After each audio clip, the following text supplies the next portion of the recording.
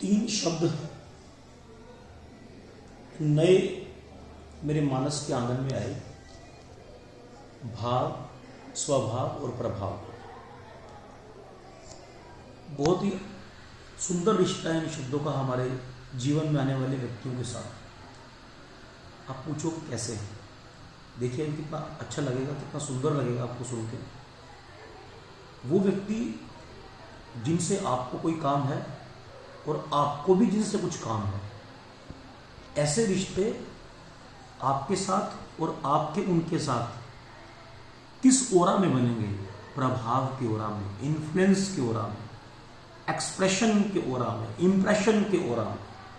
और वो रिश्ते कोई बहुत ज़्यादा मतलब नहीं रखेंगे आपसे, उनको कोई लेना देना नहीं होगा आपके जीवन में। गिव एंड टेक पॉलिसी, आपने कुछ दिया, उन्होंने कुछ दिया, बात खत्म हो गई। ये प्रभाव से बने हुए रिश्ते हैं।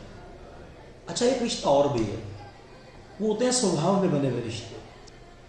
आप अक्सर कह देते हैं मेरी नेचर मैच करती है, मेरे जैसा सोता है, मेरे जैसा उठता है, मेरे जैसा सोचता है, मेरे जैसा खाता है, और तो और मेरे जैसा ही वो बोलता भी है। यहाँ आपके साथ जो बनने वाला रिश्ता है वो होगा स्वभाव का रिश्ता, जो बाहरी आचरण से आपको सामंजस्यता देगा अपने साथ, और आप भी उन लोगों के साथ उठना बैठना पसंद करेंगे, और धीरे धीरे वो आपकी संगति बन जाएगी, और फिर धीरे धीरे उस संगति का आपके ऊपर रंग चढ़ जाएगा।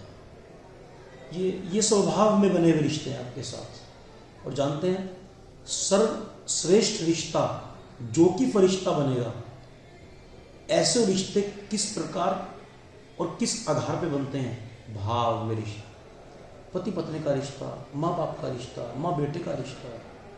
ये रिश्ते नहीं है, माँ बेटा रिश्ता नहीं है, पति पत्नी रिश्ता नहीं है। ऐसे रिश्ते फरिश्ते होते हैं। अब चाहे वो बुरा कहें, चाहे वो अच्छा कहें, वो नैसर्गिक हैं, प्राकृतिक हैं।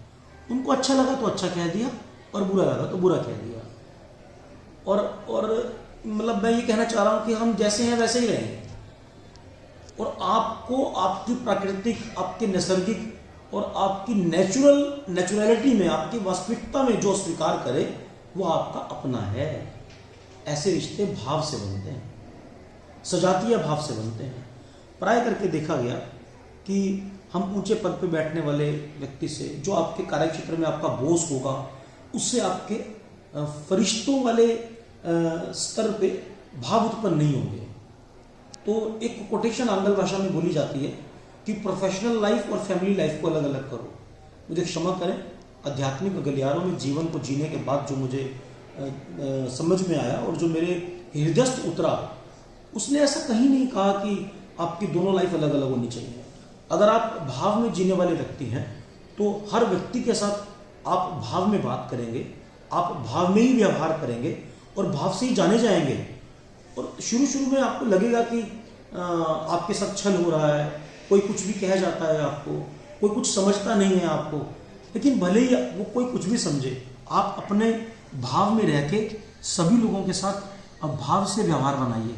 सच बता रहा हूँ, कार्य क्षेत्र के रिश्ते भी फरिश्ते बन जाएंगे। माँ बाप, भाई बहन, पति पत्नी से ज़्यादा अच्छे रिश्ते भी फरिश्ते बन जाएंगे। करके तो देखिए, मैंने करके देखा, मेरे कार्य क्षेत्र में मेरा परिवार बन गया, और मेरे परिवार में और मेरे कार्य क्षेत्र में कोई भेद नहीं रह गया।